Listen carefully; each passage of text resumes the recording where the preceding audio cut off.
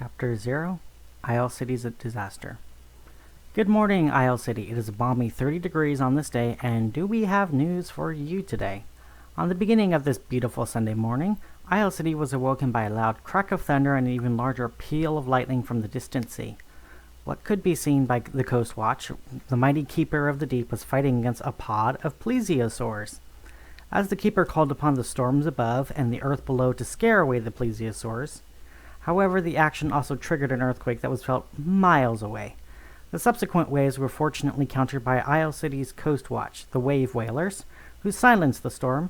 However, the earthquake's wake was felt across downtown Isle City. Fortunately, most of the buildings have been earthquake-proofed after the 2768 earthquake. However, St. Peter's Tower lost 2 of its 5 structural supports in the earthquake.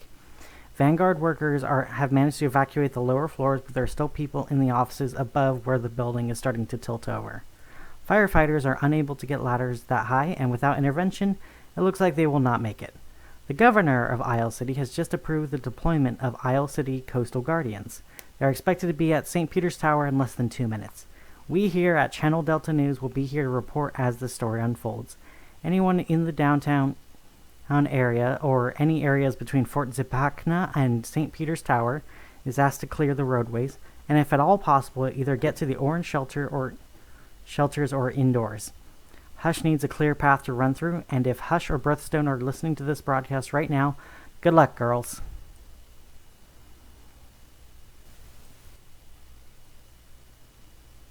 Chapter 1, Deployment. By the time the Channel Delta News was released about the dynamic duo of Birthstone and Hush, they were already called upon to help, and they've already finished their prep and about ready to run out of the fort. On the runway, once designed for cargo planes and jet fighters, was now Hush's starting line. Dressed in a red tank top and long cargo shorts, she took her mark like she was a track runner. In nearly any other circumstances, someone may have thought Hush was a weekend runner practicing on the track, if not for the fact she had a large Bluetooth headpiece on one ear to communicate with her team, and also the fact that she was 80 feet tall and made even the converted aircraft hangar look small. The door is open, and even when Hush would have to duck to fit through the 50-foot tall door, hence her position, so she could run forward with speed and with her head unlikely to be knocked. In her left pocket, her team and her friend Birthstone were doing calculations on a tablet and speaking to the others who were sharing the pocket. Hush's pocket was converted to allow up to 8 other people inside. Straps held them down so that way they wouldn't get jostled around too much when Hush was running. Ear protection was also provided with the headphones so Hush could run her full speed without losing contact. While Hush was in her racer position, Birthstone went over the last few checks before they would have to run. Strapped in her commander's chest pocket, she finished the last of her calculations and spoke to the others through her mouthpiece. Birthstone, in sharp contrast to Hush's immense size, was, at this time, only half an inch tall. To participate in this part of the rescue, she would have to be in the commander's pocket, so she wouldn't get lost in Hush's much larger pocket. Birthstone checked her Rethin device and made sure it was adjusted properly. Her maximum size ready to be called upon in a moment's notice. Things should go fine without her intervention, but the first rule of helping others is nothing ever went fine. Hush, you are clear to go full speed. Rescue teams, you make sure you have your ear protection secure. Orange zones, make sure there's no one in the road. It is going to be hard to react in time. Deployment in 5, 4, 3, 2, go. Birthstone finished, grabbing hard to her straps as she felt Hush push off like a runner in a sprint. At Hush's size, her running was normal, but the world seemed to pass by so slowly, and despite her best efforts, she can only move 748 meters per second at her top speed. However, to everyone not 80 feet tall, Hush's sprinting speed was over twice the speed of sound, even faster than a fighter jet. To the Vanguard in her pocket, the impact hit as hard as a space shuttle launch, pressed against her straps, and after a few minutes they adjusted, but the jostling was rougher than a circus ride. The impact was even rougher on Birthstone. Her smaller size meant that gravity wasn't pressing so hard on her. However, Hush's jostling was added to the commander shaking around in nervous tics. Birthstone pressed hard into his chest, and even through her headphones, when pressed by G-forces into the chest, she could feel his heartbeat. In her mind, she could hear the warm pulsing and felt that it was rushing. He must have been nervous about the mission. It was the first time he was managing the Vanguard, and it must not be easy, even with training, to be thrust into danger dangling in a hero's pocket. She rested her hand where she could feel his heartbeat. He wasn't going to feel her hand that was 3/100ths of an inch wide through his pocket and through the shirt while being anxious. Still, she wanted to try and comfort the commander best she could, switching to just speaking to the Vanguard so Hush wouldn't be distracted from her sprint towards danger. I know you're all nervous, but we wouldn't be able to help anyone without your help. We will save them. Don't worry, Hush will protect you. And more importantly, you will have my protection. That last comment got some nervous laughs out of the Vanguard. They still didn't know anything about the Rethan device. They just assumed she was ethical support. Still, after the nervous laughter, some of the tension was gone, and that would help out now. Birthstone felt the commander moving his arm underneath her, and finally, with some struggling, he rested his gloved finger against her pocket to touch roughly where her head is. He was trying to comfort her while she was in his pocket. Knowing from personal experience, trying to move and hold your arms in G-forces was like holding lead arm weights through molasses, so it took a lot out of him just to pet her head. Despite herself, Birthstone smiled from his act and nuzzled gently against his finger through the pocket. She would have to have a talk to him later about saving energy during strenuous times, but for now it was just nice that he was trying to comfort her. Finally, the G-forces were being lessened, and after less than a minute, the pressure ceased, and they were there. St. Peter's Tower was 30 miles away, and it took less than a minute for Hush to run that distance. Now the speed was stopped, they would be ready to be deployed. Hush reached into her pocket and closed her hand around them to lift them up. Hush had practice interacting with people only 5 or 6 inches tall to her, treating them as gently as if they were made out of paper. Lifting the team to the plate glass window that was broken by the earthquake, Hush set them inside. Now they were to lead all the survivors to the window, where Hush would set them down safely on the ground. While Hush was waiting outside, the Vanguard got to work.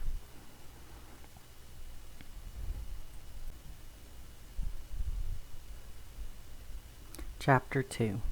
Hush's Perspective. Hush was finally excited to go for a run. Knowing what was going to be asked of her, she made her mark. Hangar doors were open, her pocket was full of friends, and her headpiece was allowing her to hear what it was said. Her hands on the ground, she felt the gravel of the runway like it was fine sand. A deep breath and cleared her head of any distracting thoughts. She would need all of her focus and her thoughts about her. She had to make sure to observe where she was stepping to make sure she didn't step on any cars or on anyone. Hearing Birthstone confirm she was allowed to go full speed, Hush smiled to herself. It was so rare that she got to go full speed or full strength, out of fear of causing more problems. But now she would get to go full speed. Waiting for the countdown and practically shaking in excitement from anticipation, finally the magic word was said. Go. In that moment, Hush shot off like a rocket, her head ducking through the hangar door and running towards the strait separating Isle City from Fort Zepekna.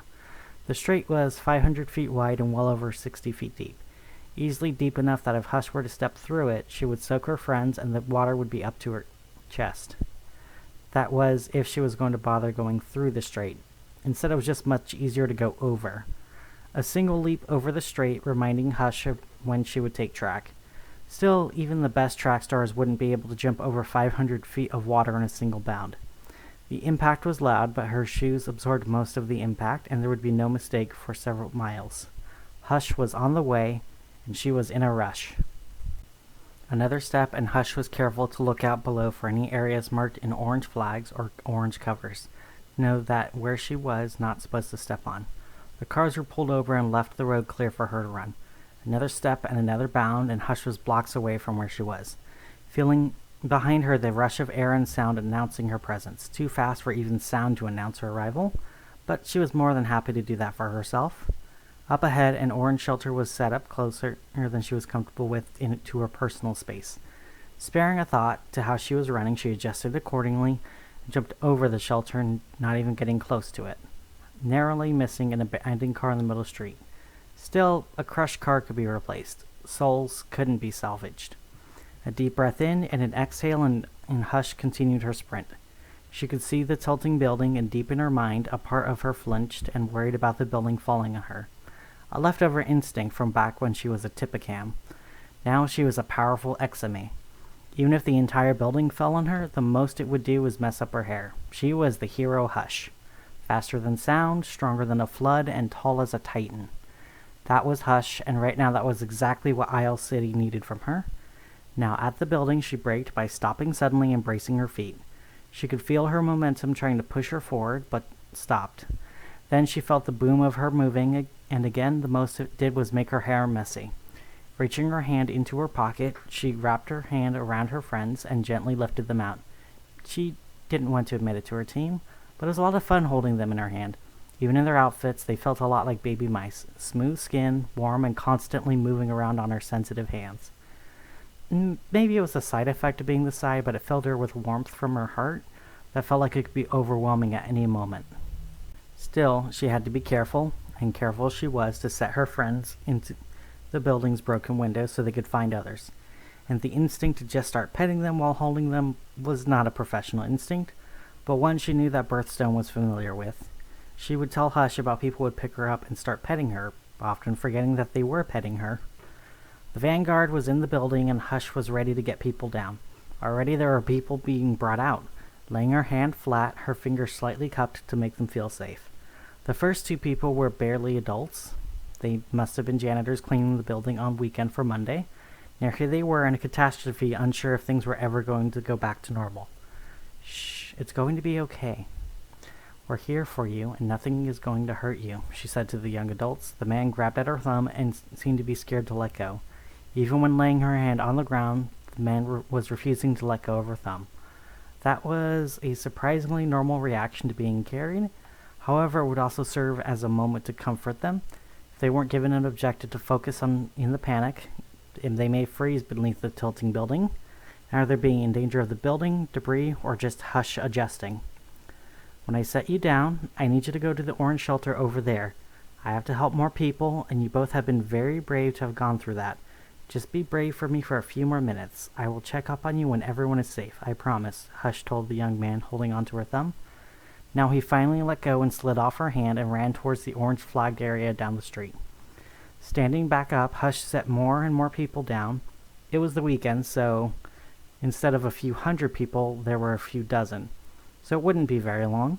Soon they would all be out of the danger zone, and they would be able to deal with the building itself, maybe move the tilting portion into the empty lot across the street. We got this, Hush said to her partner and to the Vanguard. Immediately after saying that, another structural beam went out and the building was tilting more. Now it was starting to fall. Hush lifted her hands above her head, spreading her hands as much as she could to evenly distribute her strength so she didn't tear through the entire building. Now Hush was holding the building, unable to get people down from the floors. Soon the other supports would give, and she would be holding it entirely on her shoulders. Hush, you know to never say that. That's on you now. If we get out of this, you owe us all dinner tonight, Birthstone said through the Bluetooth. Hush was too busy focusing on keeping the building up to answer. She was too busy to respond and too busy to think. How was she supposed to get everyone down if she has no hands free? Chapter 3. Aid and Help. The commander was leading the Vanguard into the building. The entire floor was tilting towards the open window. Even with Hush waiting by the window, it was still unsettling to feel the ground be less than stable. Moving uphill, the commander kept calling out while the rest of the Vanguard was splitting up to find everyone. According to Birthstone's technical know-how, there were 20 people to find. Checking out the offices, the commander finally found some people hiding beneath an executive desk. Dressed in khaki coveralls and name tags on the right breast pocket seemed to indicate they were janitors. Come on, I'm the commander of the Coastal Guardians. We are here to help you out, he said, offering his hand out to them. At first, they both refused to take his hand, but then after a moment, there was a nervous grip reaching out to the commander's hand. As he took it, he half led, half dragged the janitors to the window. Hush was waiting, and he helped them onto her hand. Now, with 2 more people safe, the commander traveled deeper into the building. There is 1 person left in the building. Due to the lack of movement, it is assumed they are passed out, Birthstone said from her pocket. The commander didn't understand why Birthstone insisted on going on missions. Since she was only half an inch tall, it seemed to make more sense to stay at base in a protected sphere, rather out in danger. Still, she was here now, so he would need to adjust accordingly. Finally, near one of the biggest offices in the building, Knocking on the door, not hearing anything, the commander opened the door. It wasn't locked. Inside the room was a little girl huddled in the corner. She was holding a teddy bear, and on top of a little pink sleeping bag. She looked terrified out of her mind. The commander was mystified. Why was there a little girl apparently sleeping in the CEO's office? Still, the important part was to get the girl out of the building. "Come on, we have to get you out of the building," he said, offering his hand. The little girl seemed to hide even more into her corner, not wanting to get out of the building, and she seemed terrified of the building shaking, but she seemed even more terrified to leave. The commander wasn't sure what to do, so he stepped closer and closer to the girl. "You need to come with me. You will die if you continue to stay here," the commander said honestly. Instead of that reassuring the girl that she would need to come with him, that only made her more upset. As she started to cry and bawl, the commander decided that subtlety wasn't the way to go, so he reached and began to grab her arm and pull her towards the door. "Don't do that!" Birthstone yelled into the commander's headpiece. Instead of listening, he continued to pull the little girl. The girl continued to scream, and her wails became louder and louder. Somehow it seemed to vibrate through the metal and the air. The sound and tone somehow changed even after it was screamed, yet the meaning was the same. "Let me go!" she yelled at the commander. Her voice threw him clear across the building. Thrown against the wall, the commander was knocked out by the blow. His head started to bleed slowly, possibly concussed. Either way, he was not able to help the others out now. The girl's scream still rippled through the building, reaching where the remaining support structures were, beginning to shake apart from the scream. What power did this girl possess? And why was she here? All good questions that couldn't be answered while the commander was injured on the floor and she didn't want to leave. Seeing that the commander was harmed, Birthstone began to pull herself out of the commander's pocket. Seeing the little girl across the room, Birthstone thought things through and decided to get the girl's attention. She was clearly very powerful, and being smaller may keep Birthstone safer because the girl wouldn't see her as a threat. She would have to keep her ace in her hand, otherwise the play would be a wash. If there was no other choice, she would play her ace, but until then, it was time to bluff. Waving at the girl, and sure enough, the girl saw Birthstone. She got closer and closer, and Birthstone could see the girl's details much closer.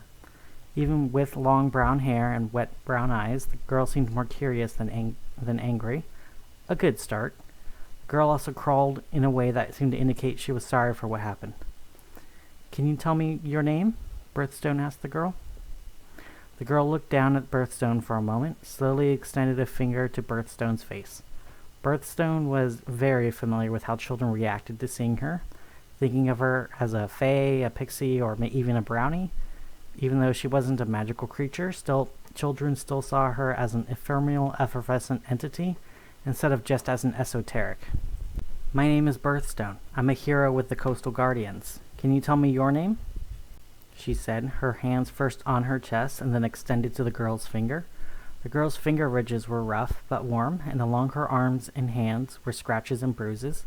It appeared that she was hurt, and a lot of them looked older than the earthquake. Eli. I'm Eli Isaacs," she said in a deeper voice than Birthstone was expecting. Seeing the girl's shirt had a familiar golden crown and a red heater. The words "Red Prince" were just below the symbol.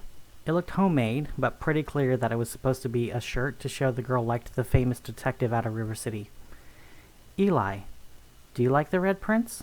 Birthstone asked, careful to keep her tone neutral, paying attention to the commander behind her and also what was going outside with Hush. It was a trick to keep so many trains of thought going, but it was a success. Eli's eyes lit up, and he seemed to brighten up in her aura too. "I love her. She's the coolest detective ever. She can do magic, she can solve any mystery and solve any problem. She isn't scared of anything, and she never gets hurt, and..." Eli immediately seemed to flinch and deflate at the same time. Birthstone recognized the signs for what it was, but it would be important to keep Eli talking about other things rather than being triggered by who or what caused her injuries. "You don't need to stop talking about her with me. I am a hero. If you want, I can try and have you meet her. I'm sure that the Red Prince would love to meet such a nice girl like you, Eli." Eli's eyes brightened for a little, but her breath also caught for a moment before calming down, like Eli was concealing anger. Considering that what just happened to the commander, repressing anger may have major consequences. I'm not a girl. I'm a boy. I just have long hair and I like pink, he clarified, looking away from Birthstone like he was expecting her to contradict him. Instead, Birthstone reached out her finger to Eli's hand, laying flat on the commander's chest. Birthstone tapped his hand until he finally focused again on her. Thank you for telling me, Eli, but the Red Prince would still love to meet a nice boy like you. If you help me and my commander, I promise you I will do everything in my power to help you meet her. Eli lit up again, but something was keeping him down mentally. An invisible chain of rules that bound him to this place, even when he thought he was going to die. The chain kept him here. What kind of young boy would have such a burden on him? Can you keep me safe? Eli whispered. He was so quiet, like he was scared that the very walls would steal away his words if he spoke too loud.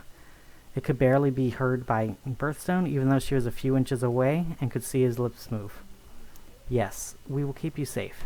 Hush is as powerful as a titan. I have power of my own, and we will keep you safe. No matter what you need to be kept safe from, I can promise you, the Coastal Guardians are bigger than anyone who can hurt you, Birthstone said. Seeing all of Eli's bruises, she knew that Eli would need to be protected from whoever hurt him. Still, she was confident whoever it was wouldn't dare strike at the Coastal Guardians. Eli sat for a long moment, not moving and barely breathing, thinking harder than at any point in his life. The chains, rules, and the binds in his mind were harsher than anything the physical world could throw at him. After so many thoughts, he finally made his decision. He would take the biggest risk in his entire life. He was going to trust someone to help him. Okay, I'll go with you. What do you need me to do? He asked her. Birthstone was beaming with happiness as she clapped her hands. Excellent. I just need you to stand back. I'm about to have some growing pains, Birthstone said. Eli, confused, but he complied, holding his teddy bear close to his chest.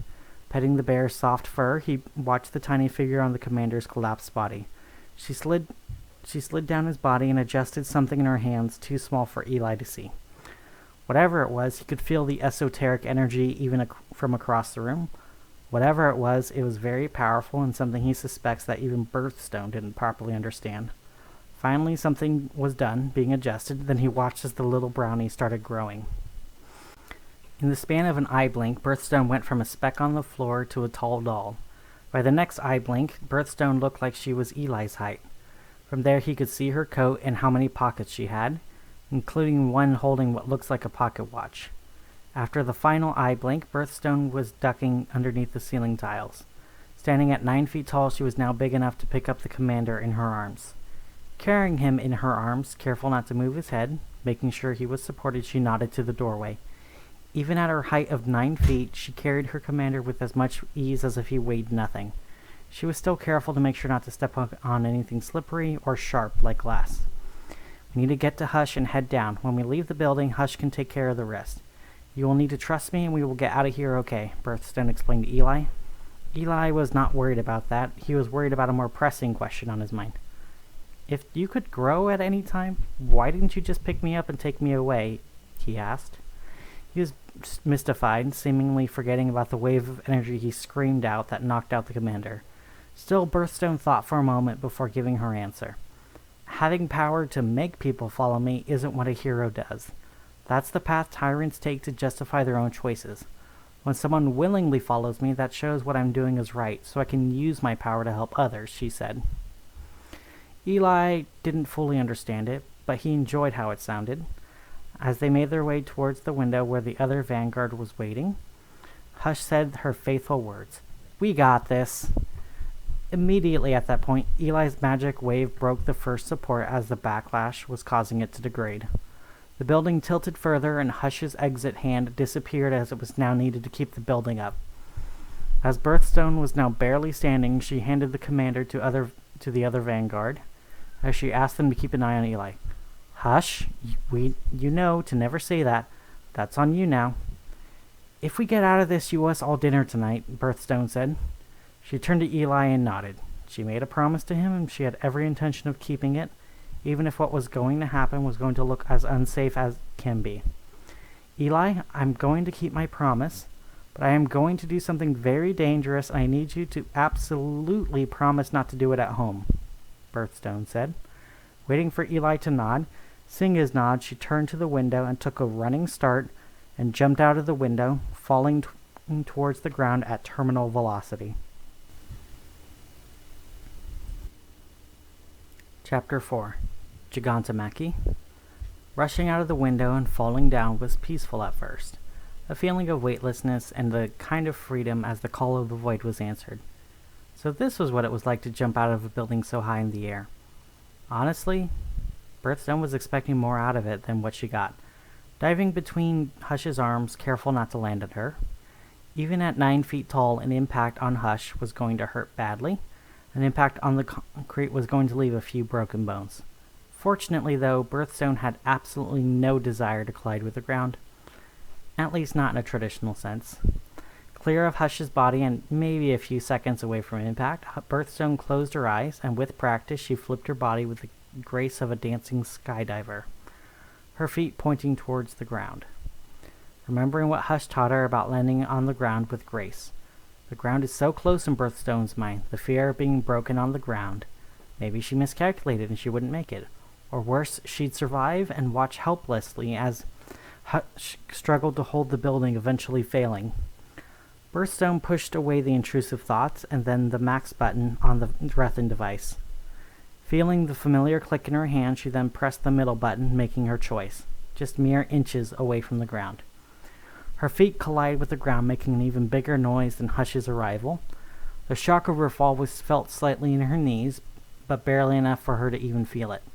Standing tall, the previously 9-foot-tall Birthstone now towered, her eyes still closed as she adjusted and readied to help her still taller partner. Now at 60 feet tall, it was safe for Birthstone to open her eyes. The sudden and large size change could be disorienting, if watched the entire time. Now at her largest size, she could feel her power be unrestrained. Her mind rushed with the feeling of joy seeing so much of the city so small. Her muscles felt electric and her thoughts were fast as ever, instinctively keeping track of the amount of time she was at this size. She was normally small and rarely got to enjoy being bigger than anything except maybe dust. Even with the ever-encroaching time limit and the danger, she still enjoyed the feeling of being big. Now the frail girl who was too small to even wear doll clothes was now a frightening giant. At this size, the only one bigger than her was Hush. Speaking of which, Hush was glowering down while towering over Birthstone. She knew exactly what the cost was going to be for being so big, and Hush was aware of the time limit, but she was also smart enough not to complain about it in front of everyone, especially when she needed so much help with the falling building. Snap! Another structural support went, and Hush was carrying more of the building's weight, down to the last structural support. The rest of it was on the shoulders of Hush. It seemed to almost bow from where she was holding it up. It wouldn't hold for much longer, even if Hush could carry the whole building.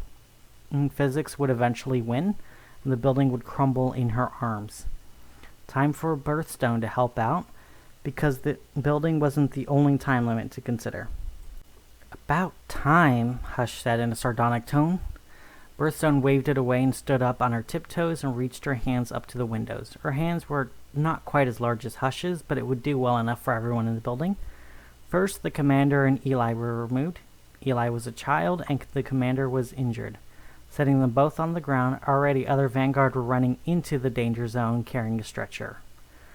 The Vanguard had no powers of their own and would have to go into dangerous situations to help others. Their symbol on their uniform was a caduceus in an oval, a reminder that the god of messengers was also the god of thieves. That way no good, or no evil, would think of them as a target. Still, falling concrete and plate glass didn't care about what symbol you wore and what god stands by you. The Vanguard carried the commander on the stretcher with Eli standing next to them, running to keep up. A piece of shattered plate glass falls to the ground, going to land exactly where Eli and the Vanguard are running. Out of instinct, Birthstone grabs the sharp glass, grabbing it in her hand and wincing from the sting of the glass. Tossing it to the side of the road, far from anyone, she calls down to the others. "Are you doing okay?" Birthstone called down. Her hand was bleeding and dripping, buckets of blood to the ground, and in that moment she was more concerned about the others who weren't hurt. The initial stings subsided by her focus on the problem at hand and adrenaline. The Vanguard waved up to her to let her know that they were safe. Eli looked up at her and then at her hand and covered his mouth in horror. He was saying something too quiet for her to hear as he ran to the orange zone with the Vanguard. I'm sorry, he whispered to himself, running off, thinking about being cursed and about any act of kindness towards him would only create suffering for others.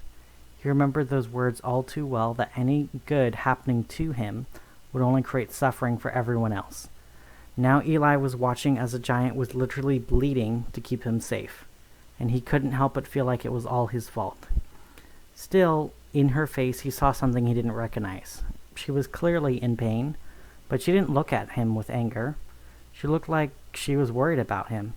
A powerful hero was more worried about someone she just met who hurt her friend than the inconvenience that saving him caused her. Eli would be thinking about this thought long after he made it to the orange zone, and he was examined by the medics asking about his bruises. The glass knocked aside, and the first of the Vanguard safe, Birthstone stood up to help carry the others down. The building tilted more, and they were able to slide onto Birthstone's hands, careful not to mess with her cut as Birthstone crouched down, finally getting the last of the people free from the building. As the last of them began to run to the orange zone, there was a loud snap. The last support gave way. Now the only thing separating the last of the Vanguard and Birthstone from hundreds of tons of steel, concrete, glass, and death was the strength of the hero Hush.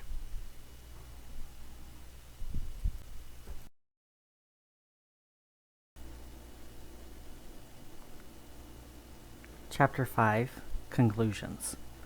When the building finally tore free from its final support, Hush was almost relieved. There was no one left in the building, and since it wasn't connected to anything, she could move the section freely to the nearby empty lot. Well, that was the first thought. Turns out actually holding unassisted was a lot like trying to get a heavy box of paper over her head. The more she jostled it, the more disorganized it got, and the more likely it was that it was going to completely fall apart and everywhere. That was absolutely the last thing she wanted, and the last thing she was going to let happen. This is really heavy, Hush huffed, as she took a step, and the ground shook with even more force than usual. The force of the building pushing down on Hush, the ground was forming cracks, and could very easily get much bigger and much more dangerous the longer she held on to the building. Another step to the empty lot, and the cracks were much larger from this step. Hush was breathing a lot heavier, trying to keep the building together. The superstructure was never meant to handle forces from the sides to this degree. It was supposed to handle weight from the top to bottom. The building was bowing more and would very quickly break into pieces and create chaos for her friends beneath her. Hush took another step, holding her breath, and as she took yet another step. 2 more steps to go.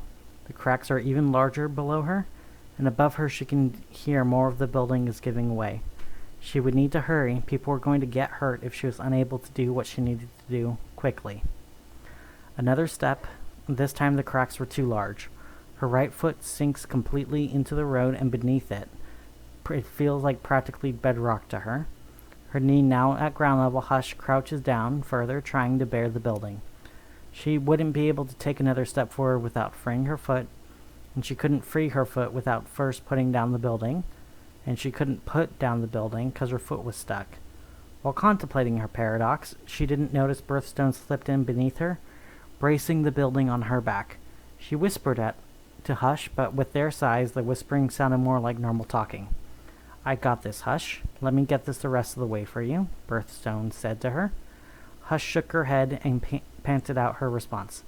Too heavy for you to carry, Hush responded, barely able to keep conscious while her vision swimmed and her arms shaked from her burden. She was somewhat less aware of Birthstone's hair tickling her face. She was more aware of her burden lessening as Birthstone took a larger portion of the weight.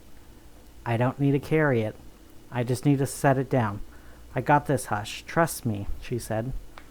Hush, barely able to hold it, decided to trust Birthstone. She knew Birthstone wasn't as strong as she was, but she was plenty strong. Letting go of the building and ducking down to let Birthstone bear it while Hush tried to get free of the ground. If Hush carrying the building was like carrying a box of papers, then to Birthstone carrying the building was like carrying a shipping crate of lead. She couldn't even imagine anything being so heavy, yet still she felt her power flow through her, pushing her up against the building, against gravity, and even against the world. If the world was going to crush her beneath the weight of this building, then Birthstone would stand taller to never fall. In a burst of righteous fury, Birthstone screamed as she took an agonizing step forward to the lot. Then she stood as straight as she could, dumping the building in a pile of scrap and debris. Finally free from the burden, Birthstone realized she was still screaming. Stopping for a moment, she took a sore step to Hush, who was looking at her friend. Offering Hush a hand up, Birthstone helped pull up her partner. Now Hush was standing tall next to her friend as the people of the city began to cheer. Even in the Orange Zone, people were cheering, watching their coastal guardians having averted a disaster. No casualties except some injuries, and none serious. In the aftermath, not thinking about their own injuries, the coastal guardians reveled in the warmth of their win. They succeeded, and they knew that whatever would come, they would continue to succeed. Hush made sure to visit the man who wouldn't let go of her thumb. Away from danger, he was more calm, but still when he saw her, he couldn't help but hug her thumb again, this time out of thanks. Hush let him hug her for a moment as her index finger pat his head and back to let him know that it was all right. No matter how bad things get, there will be people who will help you. Remember that next time you feel too scared to move. There is help out there and you can find it, Hush reminded the man, as he thanked her again for the final time. When Birthstone took herself back to normal size, she went to the Orange Zone to get her hand treated and bandaged. When back to normal, she asked if she could see Eli. The medic brought Eli to her and gave them both some privacy. Not something normally offered, but some exceptions could be made for the hero who would catch glass to save someone. Eli, can you tell me how you got those? Birthstone asked, looking at his bruises along his body. No. Can you tell me where you came from? No. Can you tell me if there is a friend or family member I can connect you with? Can you get me in contact with the Red Prince? I can, Eli, but I would like to know why. Birthstone said. She could see Eli's expression. He looked like he felt betrayed. Let me explain. I will get you in contact with Red Prince, whether or not you tell me. But from my own personal knowledge, can you tell me? I promise I won't tell anyone, Birthstone said, resting her hand on her heart. Eli looked a bit better before he took the second biggest risk of his life. He told the truth. After explaining to Birthstone everything, she was in shock. She was no stranger to strange things, nor disabused of the dastardly things in the world. But in Eli she saw a whole world of hurt and pain, and he would need all the help he could get. Birthstone took out her phone and sent an immediate voicemail to Red. They weren't friends nor even proper acquaintances, but still Birthstone knew that Red would need to know. Mark, it's me, Ava. I found him, Birthstone said into the voicemail. Where the gallons of blood from Birthstone fell, someone in a suit took a vial and filled it the best he can. Not to go home with barely anything, he filled 11 more vials, and he marked them all in dark marker. The word he marked them in was simply Jotun.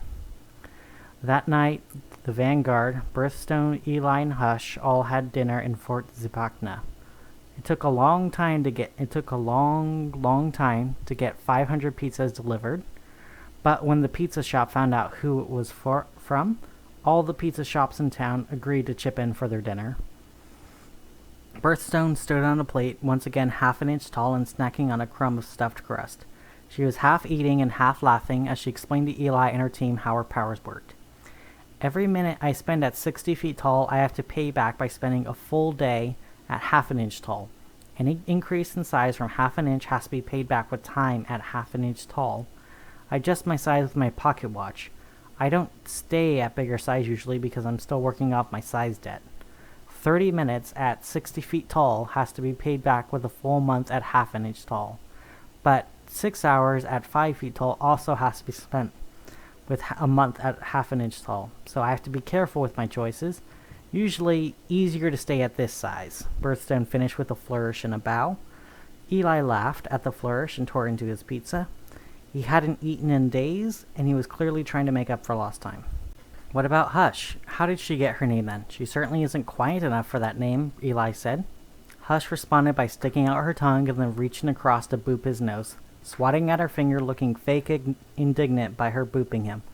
Oh, her? She got the name because of her big mouth was always getting us in trouble, the patched-up commander said. Everyone laughed from his statement, even Hush. But it isn't all bad. She did pay for this wonderful meal of ours because of what she said, the commander said, not noticing Hush lifting up her barrel of root beer up and over him. She poured it over him and left him soaked in root beer. Now it was his turn to look indignant. Soaked in root beer and his seat ruined, getting up trying to brush off the soda out of his eyes and face. Oh, sorry. Must have been because of my big mouth. Here, let me help you wipe up, Hush said, taking a napkin the size of a large blanket, picking him up and wiping him up, causing others to laugh even louder. It was a pretty good rule not to poke fun at Hush. She poked back. There were more threats in the world, more shadows in the dark, more mysteries to be unraveled and more challenges to be overcome. But in this moment, all that mattered is that the world was safer, this family was together, and a new friend was made. As the sun set on Isle City, a spark continued to glow. A simple spark, but one that would soon grow to outshine the sun. All that mattered tonight is that it was protected.